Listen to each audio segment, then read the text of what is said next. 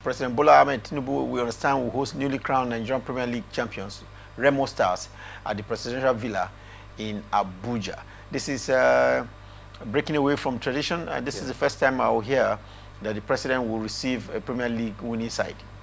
Yeah, I think for me, it's going to be a good one to also, cheer the team and to also talk to them on what they need to do in order to also up their ante when they represent the country in the CAF organized competition, be the CAF Champions League and the CAF Confederations Cup. So I think the team also from the West and the president also from there, that axis as well. So I think it's going to be a morale booster for Remo Stars ahead of their, CAF Champions League games, come for ball.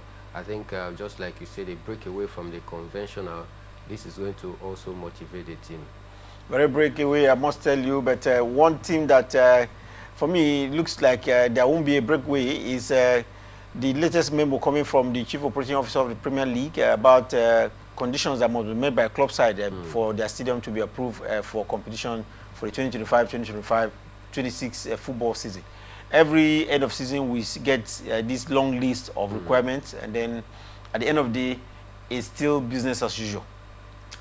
I think for me, it doesn't really make any sense and meaning that every season there is this long list of conditions and requirements to be met by club side, regarding their facilities before the kickoff of the next season. But then you still also discover that even when they're sending their inspection team before the start of the season, every season rather, inspection team will come back with a positive news. But you just discover that after 3 or 2 months of football played in such pitches, you discover that some of the pitch no longer meets with the requirement.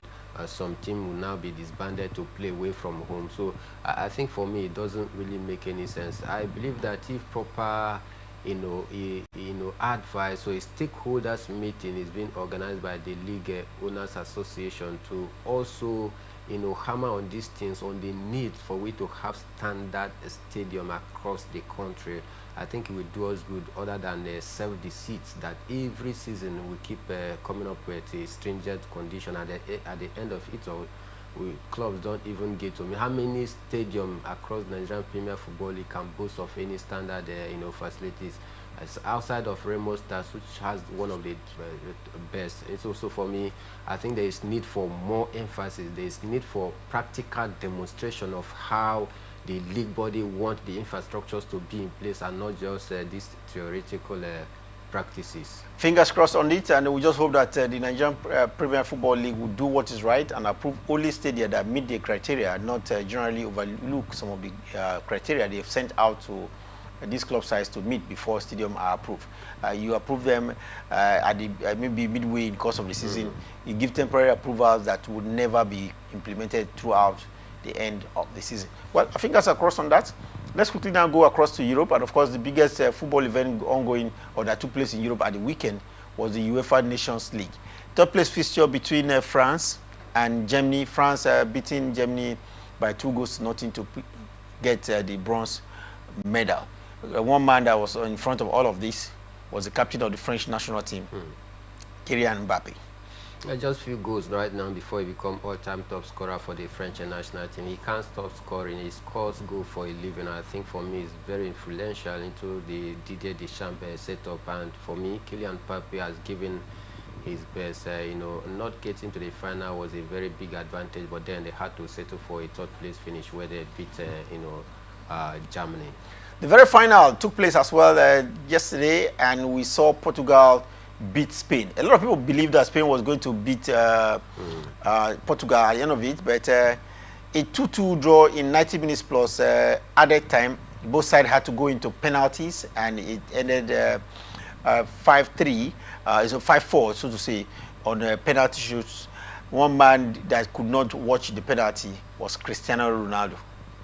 Yeah, Cristiano Ronaldo was very nervous on the bench when he was served during the course of the penalty. Even the young prodigy, talking about Yamil Lamar, was also very nervous. But then at the end of it all, Portugal were able to come out top, all thanks to the young and agile defender, talking about Mendes, the Paris Saint-Germain. Man of the match, he was given that trophy as man of the match, and everybody agreed that yes, Mendes was clearly the man of the match. Definitely. He scored the first goal, gave an assist for the second goal, then converted his penalty as well. So man of the match performance. He's been very exceptional for the French national team and for his club side, Paris Saint-Germain. Big congratulations to Portugal. Congratulations to Portugal, Cristiano Ronaldo as well. He can't stop scoring goals. Where is he going from here? I think it's a very, very, very big... Something interesting. The players wanted to lift him up, but he stopped it, indicating that he's still in the business. Sure, the man has, old war horse, you may call him, but then he still has a fire burning in him. And I still strongly believe that he wants to fulfill a promise that possibly he wants to one day play alongside his son, Cristiano Ronaldo Jr., before buying out of the big stage. Fingers crossed on that. Let's quickly bring you one or two highlights of what has happened in Europe in the last few hours. Roberto Lewandowski, captain of the Polish national team, has parted ways with the team pending when the coach will be fired.